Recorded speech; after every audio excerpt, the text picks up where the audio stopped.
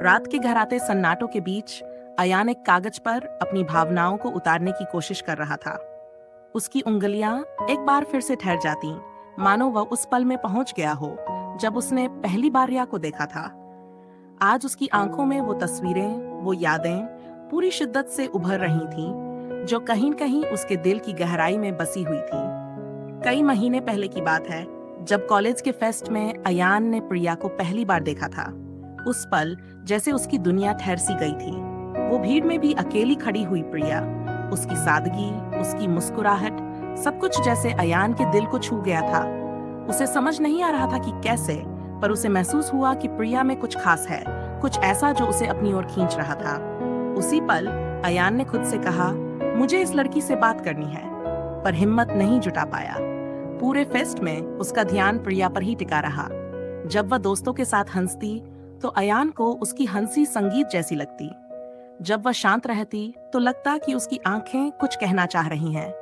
कुछ हफ्ते बाद कॉलेज के कैफेटेरिया में फिर से उसकी नजरें प्रिया से टकराईं।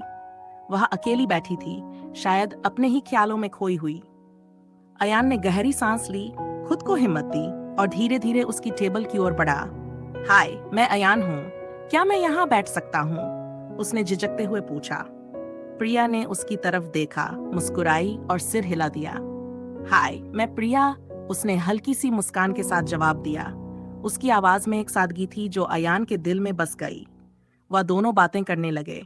जैसे जैसे बातों का सिलसिला आगे बढ़ा, अयान को महसूस हुआ कि प्रिया के साथ वक्त कैसे उड़ जाता है। उसकी हंसी, उसकी मासूमियत और उसकी बातें, सब कुछ उसे अपनी ओर खींच रहे थे। अयान के लिए वो दिन बस एक शुरुआत थी। उसके बाहर दिन वो उसे देखकर मुस्कुराता, छोटी छोटी बातें करता, बस उसकी नजरों में खो जाता। लेकिन प्रिया की तरफ से कोई खास प्रतिक्रिया नहीं थी। हाँ, वो हमेशा मुस्कुरा देती थी, उसकी बातों का जवाब देती थी, पर अयान के दिल की गहराई से उठते इश्क के तूफान को शायद वो महसूस नहीं कर पा रही थी। फिर एक दिन अयान ने हिम्मत करके प्रिया को एक कैफे में मिलने का न्योता दिया।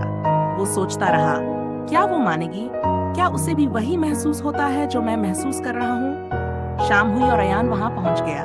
दिल की धड़कनें तेज थी, मन में सवाल थे और चेहरे पर हल्की सी घबराहट। उसने प्रिया का इंतजार किया।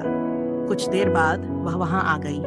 सफेद रंग का कुर्ता पहने, चेहरे पर मासूम सी मुस्कान लिए वो उसकी तरफ आई। अयान उसे देखकर बस खोसा गया। तुमने बुलाया और मैं आ गई, उसने मुस्कुराते हुए कहा। अयान ने मुस्कुराकर जवाब दिया, तुमसे एक बात करनी थी प्रिया। वो थोड़ी सी सीरियस हो गई। हाँ, कहो ना। अयान ने उसकी आंखों में देखा और गहरी सांस लेते हुए कहा, प्रिया, मैं तुमसे बहुत प्यार करता हूँ। मैं जानता हूँ कि शायद तुम इसके लिए तैयार नहीं हो, पर मैं तुम्हारे बिना अपनी जिंदगी की कल्पना भी नहीं कर सकता। कुछ पल के लिए प्रिया चुप रही। उसकी आंखों में हल्की सी परेशानी और सोचने की झलक थी। अयान, तुम बहुत अच्छे हो। तुम्हारी बातें, तुम्हारा साथ मुझे अच्छा लगता है, पर मैं शायद उतनी गहराई से महसूस नहीं करती जितना तुम करते हो। मुझे नहीं पता कि मैं तुम्हें वो सब दे पाऊंगी जो तुम मुझसे चाह रहे हो, उसने धीरे से कहा। उसकी आवाज में हल्का सा दर्द और मजबूरी थी। अयान की आंखें नम हो गईं। मैं समझता हूँ प्रिया, उसने मुस्कुराने की कोशिश करते हुए कहा।